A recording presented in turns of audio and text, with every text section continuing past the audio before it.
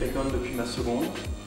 En fait, IPCOM avait l'avantage de proposer par rapport à d'autres écoles une classe qui était un pont entre la troisième et la seconde, qui était une classe pilote, qui en fait reprenait les bases de la troisième tout en établissant une continuité vers le lycée.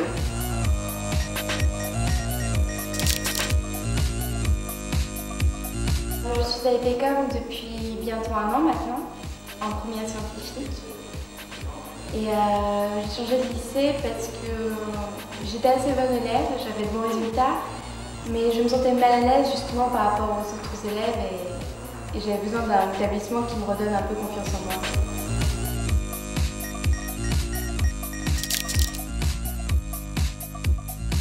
Je suis à IPCOM depuis bientôt 2 ans. Je suis rentré en première L l'an dernier, suite à une première S qui s'est très mal passée. Et je suis actuellement en terminale L, je passerai bientôt les dernières épreuves du bac.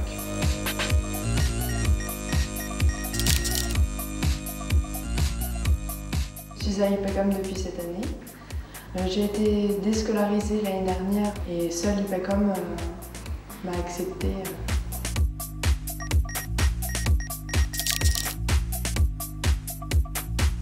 L'adolescence et la crise qu'on peut traverser au collège et au lycée, ça reste une période difficile parce que c'est une période où on apprend à se détacher de ses parents, où on apprend à se confronter au monde réel. Et donc naturellement, on peut avoir tendance à rejeter tout ça, à vouloir se dire je veux continuer à vivre selon mes principes, continuer à vivre selon ce qui me semble être juste, ce qui me semble être vrai. Et donc ne pas être tenté de s'abstraire de tout ce qui semble tirer vers le bas, entre autres le système scolaire. Vu qu'en seconde, j'ai suivi des cours grâce au CNED, mais que je n'ai pas beaucoup travaillé, donc j'ai des lacunes dans certaines matières. Mon parcours a été extrêmement chaotique. Je n'ai jamais été scolarisé avant mon entrée en seconde, pour des raisons de santé. Je suis arrivé en seconde comme une fleur. Ça s'est assez mal passé. J'avais un taux d'absentéisme assez important. Je suis passé en première S sans trop savoir où j'allais, en me trompant d'option, et je me suis retrouvé à redoubler une première S de façon catastrophique, avec un taux d'absentéisme supérieur à 80%, des moyennes frôlant le zéro dans toutes les matières. Et je suis arrivé à IPCOM par le plus grand des hasards, en fait. Je me suis retrouvé sans lycée le jour de la rentrée, ou du moins la veille. Nous avons trouvé le numéro d'IPCOM dans le lotin. La publicité avait l'air intéressante et nous sommes venus sans trop savoir où nous allions. Je travaille un petit peu, plus que l'année dernière, ça c'est sûr, plus que les années précédentes.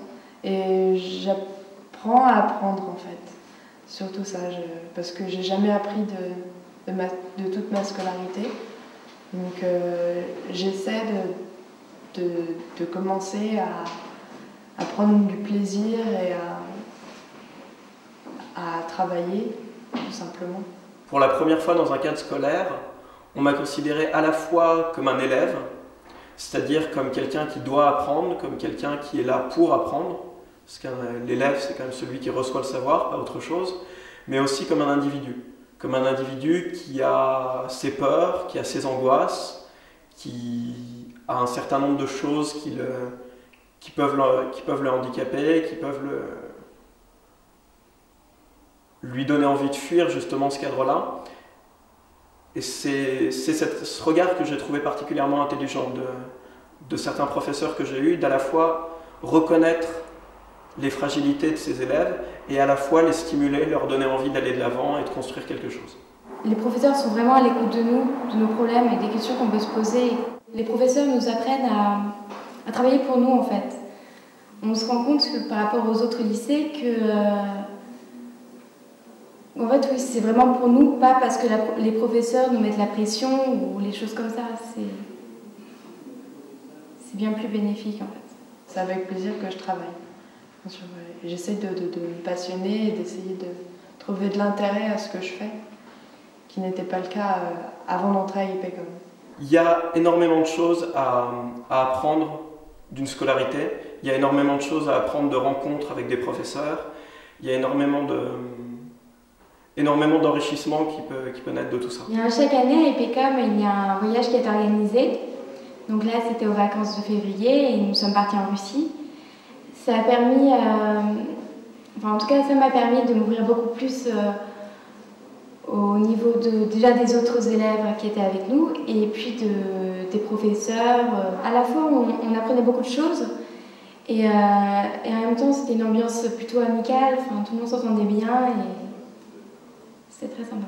Étant malvoyant et ayant une écriture pratiquement illisible, je ne prends pratiquement pas de notes en cours. Et je n'ai, pour ainsi dire, pas de difficulté à mémoriser, par exemple, les programmes de français. Et les professeurs me permettent cette année, par exemple, de passer mes contrôles sur ordinateur portable, afin de ne pas être pénalisé par mon écriture. Et honnêtement, ce genre de compréhension et d'adaptation a complètement révolutionné ma vie scolaire. Et je pense que c'est cela en partie qui m'a sorti de l'échec. On m'a souvent répété que ça servait à rien d'apprendre par cœur quelque chose qu'on n'avait pas compris.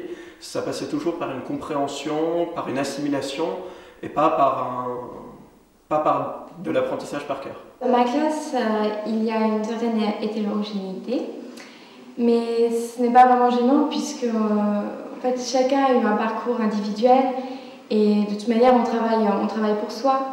Et en même temps, le fait d'être dans une sorte de famille, puisqu'on a des classes à petits effectifs, c'est rassurant et peu importe que les gens soient différents, en fait, ça ne gêne pas le travail de certaines personnes. J'ai assez bien réussi mes épreuves anticipées de bac de français, malgré un manque de travail flagrant, pour être honnête. J'ai obtenu une moyenne de 19,86 aux épreuves, ce qui est honorable étant donné la somme de travail que j'ai fournie pendant cette année. Et je pense que je le dois grandement, pour ne pas dire entièrement, à la qualité de l'enseignement qui m'a été dispensé et à la compréhension des professeurs qui ont su comprendre ma façon de travailler. J'ai eu des résultats plutôt satisfaisants dans l'absolu l'an dernier. J'ai eu jusqu'à une école qui s'appelle l'ESC Grenoble. Mais j'avais la volonté de rester à Paris pour un certain nombre de raisons, notamment pour mon projet professionnel, qui serait de travailler avec les musées, avec les institutions culturelles. Donc j'ai fait le choix de faire une 3e année pour obtenir les écoles de Paris. Donc HEC, l'ESSEC ou le SCP. Après, j'aimerais entrer dans une école pour faire ambassadrice de France. Je vais faire Sciences Po ou IEP, Institut d'études politiques. Voilà. J'aimerais avoir une mention très bien au bac, si possible, voire au-dessus. Et j'aimerais intégrer Hippocagne, une classe d'Hippocagne à elle, si possible à Henri IV ou dans un autre très bon lycée. Après mon bac, je voudrais faire une prépa vétérinaire et obtenir maison Alfort. C'est le but que je vais atteindre depuis que je suis toute petite. Et je pense qu'Hippocam va me permettre ça en me redonnant confiance en moi. Sur le chapitre de l'épanouissement et de la confiance en soi, je pense que c'est dans la mesure où quand on est jeune, l'établissement scolaire c'est ce qui occupe la majorité de notre temps. Je pense que c'est aussi le cadre privilégié pour justement acquérir de la confiance en soi, acquérir de l'autonomie. Et sur ça, c'est vrai que mes années de scolarité ont été enrichissantes. C'est que petit à petit, à la fois j'avais confiance en moi sur le fait que j'avais des capacités, sur le fait que j'avais la possibilité, si je m'en donnais les moyens, de réussir dans certaines choses. Ça a été différent de passer de la théorie à la pratique, entre guillemets. De voir que, effectivement, non seulement si je m'en donnais les moyens, j'étais capable de réussir, mais je m'en donnais les moyens et je réussissais. Je pense que les élèves qui ont eu un parcours assez similaire au mien doivent déjà garder une lueur d'espoir, comme moi je l'ai fait. Et je pense que Hippocam est une bonne solution pour essayer d'avancer et reprendre confiance en soi et arriver à croire en ses projets. Il est certain que les frais sont assez conséquents, mais je pense que c'est un investissement qui vaut largement la peine. Même si c'est aussi quelque chose qui est né, le respect de soi, le respect du travail, c'est quelque chose qui est aussi né de mes rencontres à l'extérieur.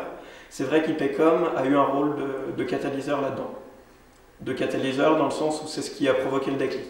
C'est ce qui m'a fait me dire, comme je le disais au début, bon, à partir de maintenant, prends-toi en main et le courage de mener tes projets. Le premier conseil que je pourrais donner, bien sûr, c'est de venir à Hippocam, évidemment. Et surtout, pour tous les élèves qui sont en échec scolaire, je leur conseille de ne pas croire bêtement ce que l'on dit. On a passé 2 ans à me répéter que j'étais un cancre, que je n'arriverais à rien, que je n'étais pas bon, que je n'avais aucune intelligence. Et on a pratiquement tout fait pour m'enfoncer, ou d'essayer de comprendre que certaines choses faisaient que je ne travaillais pas, des erreurs d'orientation, des difficultés de méthode, une certaine particularité du travail. IPCOM fournit un cadre, des barrières, des limites, mais elle sait l'adapter à chaque élève et à sa façon de voir le travail.